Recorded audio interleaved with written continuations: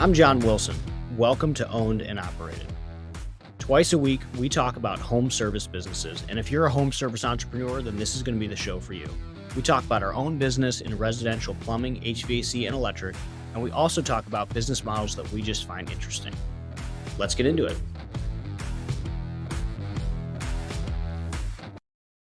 If you like what we talk about on our social media, on Twitter, on this podcast, then you should be signed up for our newsletter. Go to ownedandoperated.com, where every Friday we break down our business, we break down insights, things we're learning, things we're working on, and it's good stuff. Check it out, ownedandoperated.com. Welcome back to Owned and Operated. So today on the show, Jack and I talk about a business that Jack is unreasonably fascinated with, which is small hydroelectric plants. I was pretty into it. I kind of want to buy a bunch, but apparently they're like billboards and they just don't go up for sale. But fascinating episode. If you can, check it out on YouTube. We do some screen shares and we dive into some interesting stuff. Thanks for listening. Welcome back to Owned and Operated. Very nice. How's your week? Man, it has been a good week. I'm happy. We have pre-sold 90K into December already. Pumped on two jobs, two really big jobs that we've been working on. I think I talked about it a little bit last week, but if not, we finally closed everything and we've got deposits in. Oh, so good. We've just been picking up work and we got our locations have been approved by Google and like everything, knock on wood, man. It's the roller coaster of owning a business. You guys are cruising. Just enjoy it while it's up here before it crashes at some point. Hopefully it doesn't for a while. Yeah. And yourself, but what are you guys up to? Yeah, we're recording this on the 29th, second to last day of the month. November was kind of a whirlwind. And I posted about this on Twitter, but we had a weird month. So November started very strong, crazy strong, petered out a little bit, and obviously had a holiday, which threw stuff off. Our revenue last week was off by a lot of money, same as probably everyone else. But despite all those challenges, we still drove a revenue goal record of about 1%, which is incredible. We drove a call record by 20%. So we had 17,500 contacts in the month of November. Oh, man. That number is like a nonsensical number. That doesn't even make sense to me. If we're lucky, we hit that year. I know. I catch myself all the time. Like I look at these numbers and you get used to them, and I think that's the fun part about doing this. Like I've been in this business for over 7 years, like my whole life I've been in this business, but like I've owned it for 7 years. And like looking at the numbers that happen now, like it's normal life. So you don't really think much about it. And then it happens and you're like, oh my God. So like yesterday we got 25 Google reviews. That's awesome. Yeah. That's insane. Now that's a high day for us. Usually we're 15, but our goal a couple months ago was to drive 100 a week, and we're actually doing it now, which I didn't think was possible that quickly, but we are now doing it. But, when we first started on this journey, I had 9 Google reviews. Yeah. And now I got 25 yesterday. So I think just like compounding efforts is just fascinating, and being able to watch that whole journey is unreal. And I know I've said it before, like I drive more revenue in a day now than I used to drive in a month when I bought the business. That's the cool part. It's exciting to know that you weren't always there, and to see there is a legitimate path for smaller venues or smaller companies to actually J-curve it up to the point where, I mean, those numbers, I can't even imagine. I know. 17,500. 17,000 calls in a month. No, so that's 17,500 contacts. Okay. That said, 14,000 of those were phone calls. That doesn't matter. That's irrelevant. It's like after you hit like 1,000 in a month, it's like, man, I need that. Well, the crazy thing was November was a mild month. It wasn't cold. It only got cold here yesterday. Yesterday. So yesterday was the first cold day. So in a mild 60-degree November that barely anyone used their heat, we drove a 20% month-over-month call increase. Just absolutely unreal. Let me ask you a question before we dive into anything else. Yeah. How was your post? So historically, right, plumbing is supposed to have a post-Thanksgiving boom. Is that typically what you've seen? Or is that just a theory made up? So Black Friday is a weird one for us. So Black Friday has actually never been a good business day for us. This year was the first Black Friday that we have ever driven meaningful revenue. Between Black Friday and Black Saturday, I don't know what they call that. We drove about 80 grand, which was good for us. On a normal business day, we drive 85 to 100 grand of revenue a day. So we didn't drive full revenue, but last year, I think we were shut down and we didn't do anything Saturday because historically what used to happen is we would only get a call or two. So this time we were much more proactive about filling the board, making sure we have call takers, making sure we have dispatchers. So we treated it like a normal day of business this year, which was new for us. And we drove over those 2 days about one full day of revenue.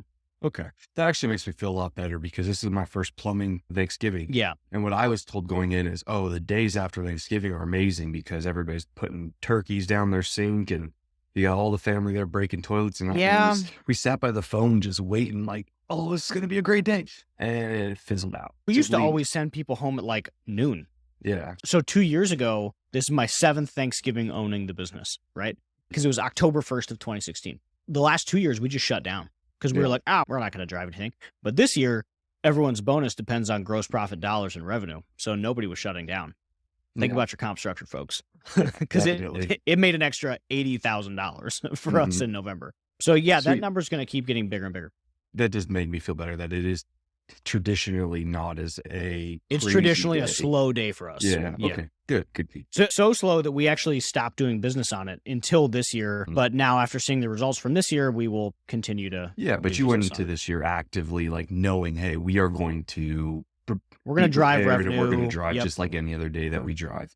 So that makes sense. Great, man. That's awesome. What do we got up today? We're doing a business deep dive. What do we got? We were going to do some deep diving, but we decided on model because I'm very excited again. You know me, I love models. Yeah. So I was doing my normal going down the rabbit hole and canvassing. And I've been interested. If you go back years into my Twitter, you'll find like bits and pieces of this.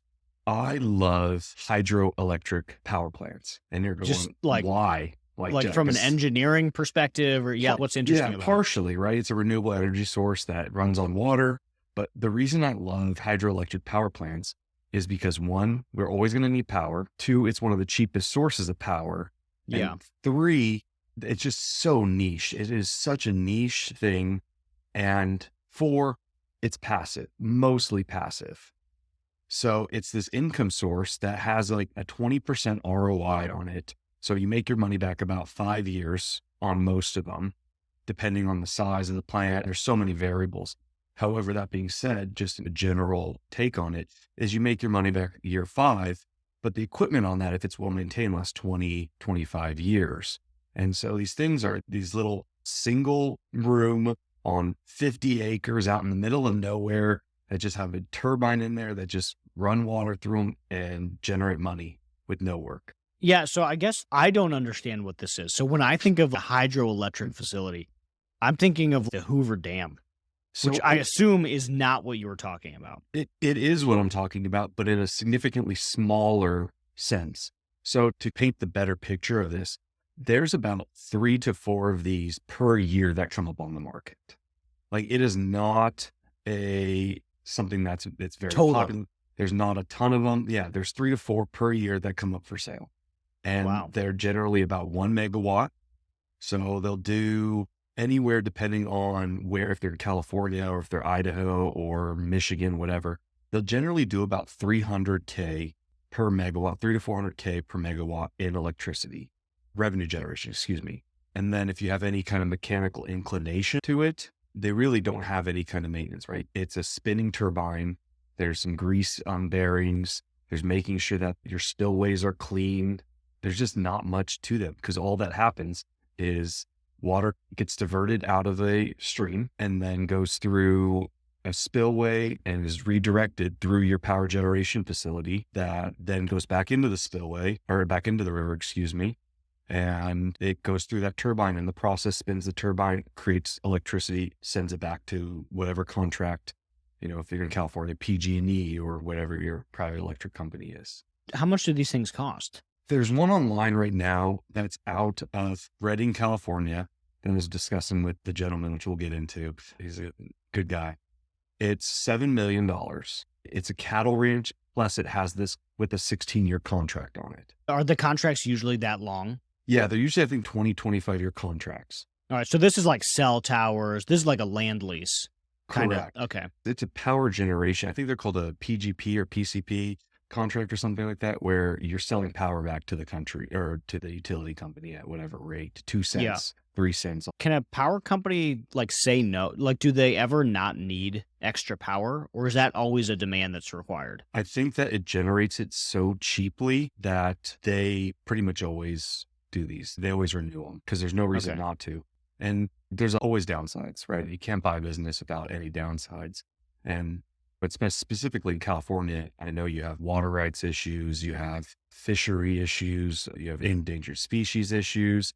And so they're not really building any of these anymore, at least from what I can tell. They're just kind of grandfathered in. And so these are these grandfathered in facilities that just keep rotating.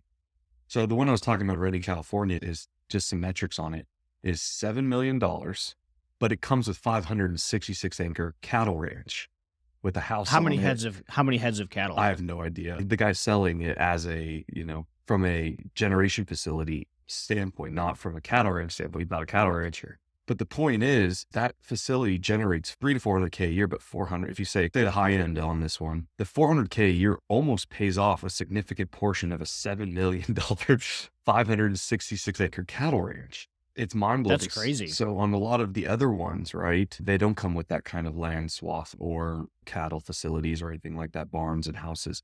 They usually are just small little 10 by 10 rooms with a giant generator in the middle or turbine in the middle. And so they're significantly cheaper than that. The money behind them is so great. For anyone not watching, I'm going to pull up this on so John can see it. But yeah, go to YouTube, owned and operated. We're on the tubes. Make sure you hit subscribe, and we're dropping shorts and all that stuff. That's where you can see this. Yeah. The other part I love about this before I show you is this website is literally from 1995, maybe 1998. I love it. And the gentleman that runs it has been doing this for 25 years. And he said he's trying to create the Craigslist for this kind of world of power generation. And you'll see it's a wonderful website. So yes. For anyone not watching, it's rmaglobal.com. It looks like just like a Google Doc. It doesn't even look like a website. So when I say he's trying to base it off Craigslist, it looks like it was built like Craigslist, just a Notion page, if you will. But look at some of these URLs that he owns. He owns utilitywarehouse.com, powerplantsonline.com. He bought these things years ago at the start of the internet. Oh my God, I love this. So I'm going to click on Power Plants Online. So how many of these does he sell? Oh my God, he's on Twitter. I know, I just saw it. He sells a bunch of stuff, right? His name's Milt. He's gotten into mining and selling 4 megawatt mining crypto facilities. Like he has branched out. He sells wind, hydro plants, coal waste plants, heavy equipment, steam turbine generators, like just really big equipment that you can't, like, where do you move the transmission line? If you own a transmission line and you're trying to sell it, who do you sell it to? So what is a transmission line? I don't even know what that is. Like a power line, like those giant power lines that move huge amounts of electricity across the country. He's created a place for people to come and facilitate that. And he takes a portion of that. But anyway, so here's the wind and hydro plants. Look at these. He's got listings that have sold back from 2010 on here. I love it. I absolutely love it. But the one that I was referring to is this one. So all he's doing, he's taking this. I mean, honestly, maybe that's the business to deep dive into. So he's like this random dude has built essentially a brokerage of some of the most unique assets in the US. That's how I'm hearing this. Highly specific, yes. Like, what is demand? So he's thinking he's going to get $7 million for this plant that drives 300 grand of revenue. Is that realistic? Is that what the demand looks like? I think that there's definitely demand. It's lower than you would expect. I know that I looked back a few years ago and there were certain companies kind of buying these and conglomerating them. I don't think they're going for these really small ones. They were going in Idaho for really 6 and 8 and 10 megawatt ones.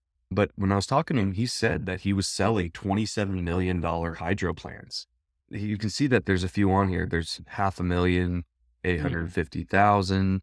And these were in 2012, one in 2014, located in Europe. It's not just the US that he's moving these things.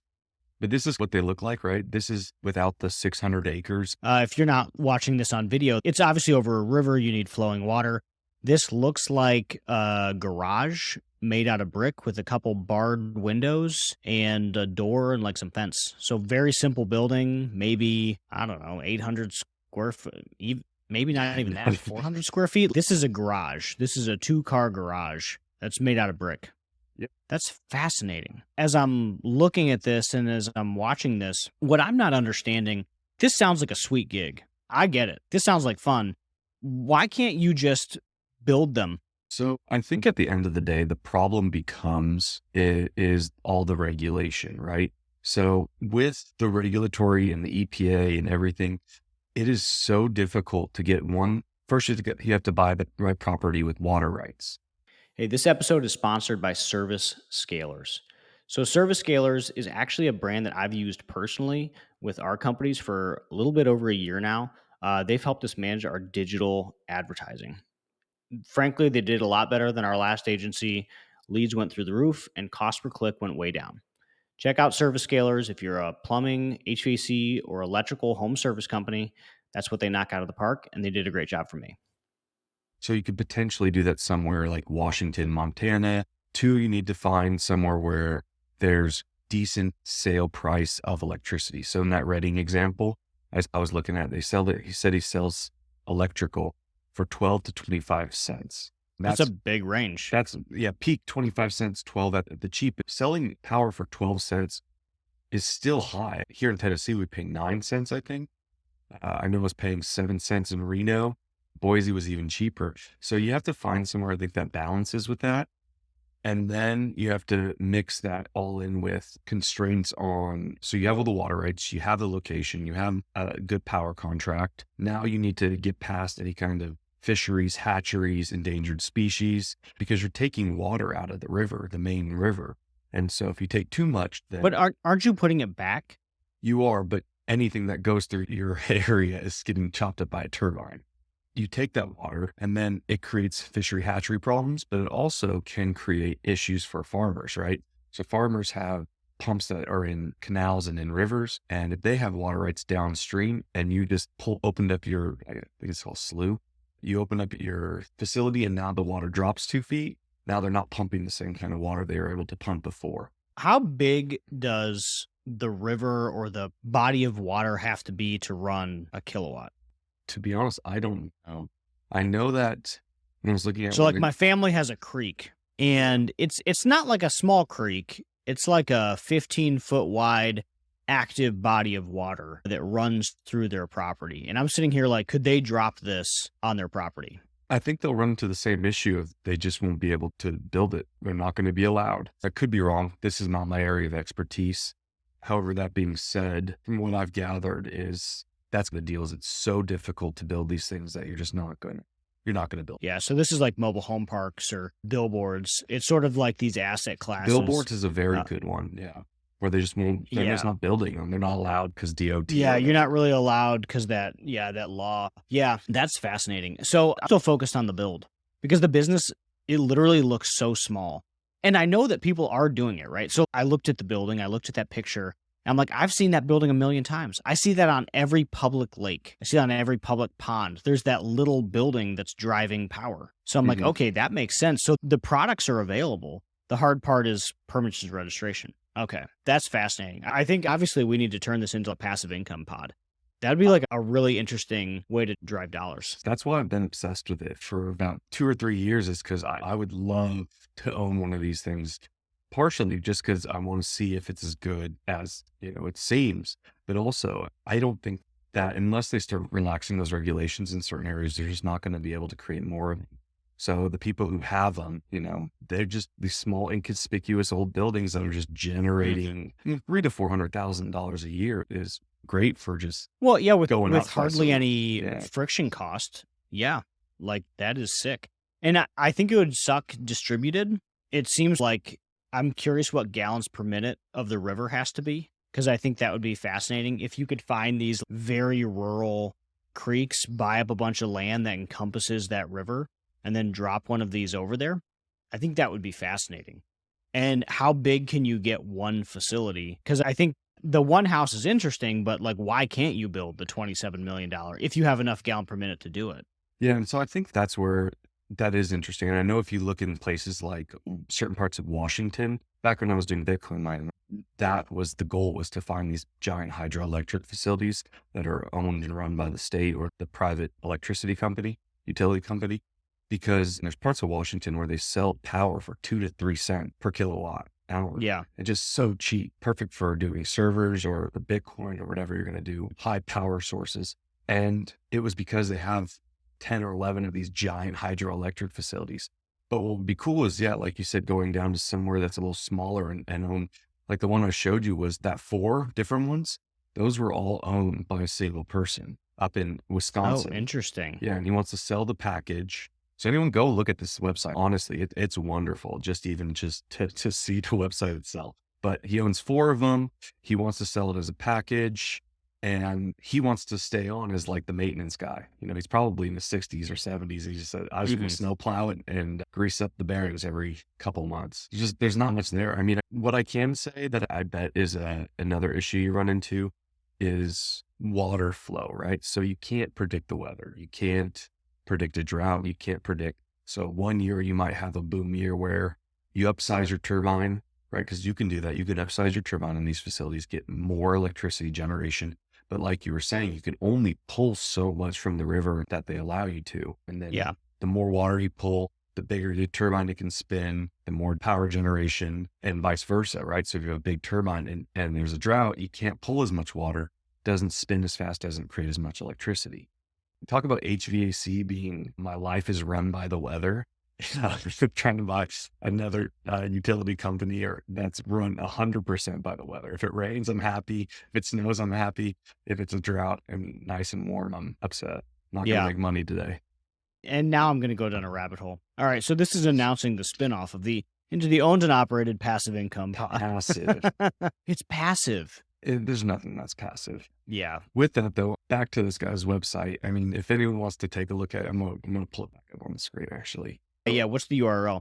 And I think like this wasn't the core focus of the app, but it is interesting the niche that this guy's carved out in this very unique set of assets. So maybe that's an argument here. Find something random and sell it and be the only person that sells it. Look how big this turbine is in Yeah. here, right? So this is that room. There's just nothing. He's got like his pictures on the wall and stuff and a couple chairs that he probably hides out from his wife in or something. But there's just nothing. Yeah. He's got nothing there. I mean, I can't imagine buying 577 acre cattle ranch and renting for $7 million and then 80% of it being paid off by this 10 by 10 building. Like it's crazy. But also on here, there's some other cool stuff. I went down a rabbit hole in power barges. He sells the parts for these things. Like I said, excelling giant crypto rigs. This guy is I like him. He's one of these guys who's been doing this for a long time and he's telling me stories about just about everything back from, selling these units in 1991. One of those kind of guys. He's been doing this forever. Oh my gosh. I love it. Yeah. Click on his Twitter. Yeah. I want to see what he's tweeting. All right. We found his VP. Twitter. This is sick. It's like actively. Nope. That's not active. That's 4-year-old content. Is it? So what I'm wondering is with regulations, this has to be starting to get loosened up at some point. They seem to want us to go green. They seem to be encouraging that. They're pushing solar. This feels way more sustainable than solar because solar's got all those crazy chemicals and I don't even know what all's in there. The other thing I was But wondering, this is just like water.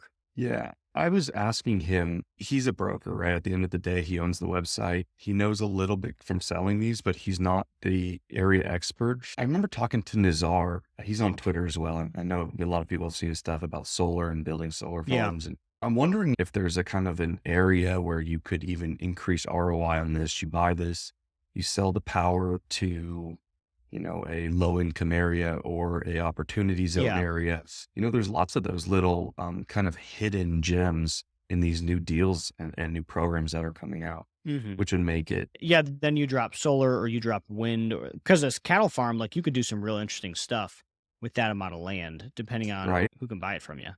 Yeah, that's another good point is you already have the connection to the power company. So Yeah. doing a 2 or 3 or 5 or 10 acre solar farm on the backside of that, the land's getting paid off by the hydro.